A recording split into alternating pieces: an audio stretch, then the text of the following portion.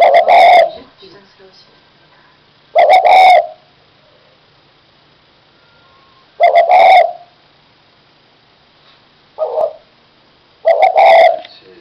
Từ từ, cái này là đến Jeju không?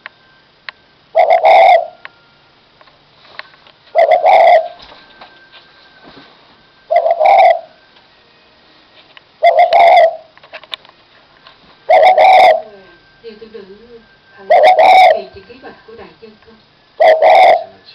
Tại hạ đã được qua chiến trường và rất là cũng giúp được nhiều người vô tội. Nhưng để cứu thoát gia đình và mong vuốt của kẻ thù, tại hạ đã từng thề sẽ không còn thế gian trên con đường của mình nữa.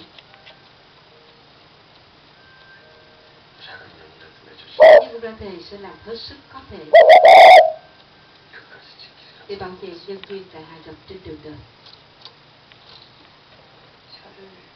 Có phải ngài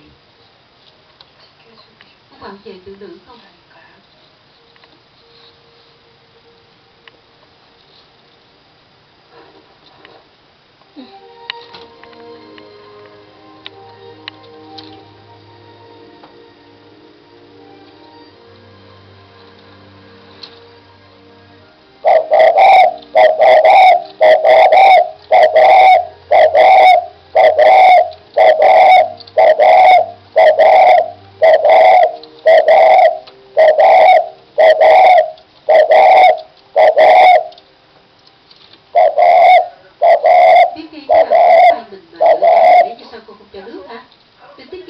Đây toàn là nước kia bạn nào tốt mà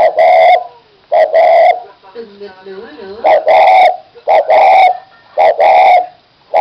có sắp chết con rồi cô vậy này cô làm gì thế hả? Nhìn theo chu sao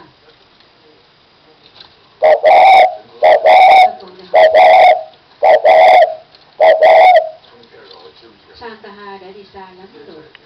Đầu tiên là thái tử sắp kế vị, sao lại im cho họ ở chung cư? Tôi nghĩ tiếp theo là sẽ đi đâu đây? Jeju hẳn nhiên là thế rồi. Ở đảo nào cũng được miễn là không phải Jeju. Sao lại đến đó chứ? Tôi không đi đâu. Jeju đang buôn tiếng loạn tù họ. Nếu những người chúng ta xen vào đại sự của họ thì chúng ta sẽ gặp rắc rối to đấy. Đã bảo là tôi không đi rồi mà. Tôi bắt được chúng trước khi chúng rời khỏi đây thì chúng ta sẽ đến mốc vô vậy. Cậu đang nói gì thế? Cái vùng này ngô Triều Đình đang truy kích rất chặt. Hắn có thể lên được thuyền ở đó sao? Thật nhảm nhí. Thế cậu đang nghĩ đến Wandu cũng có thể như vậy đấy. Nhưng chỉ có người đi cùng nên hắn sẽ phải chọn con đường an toàn nhất.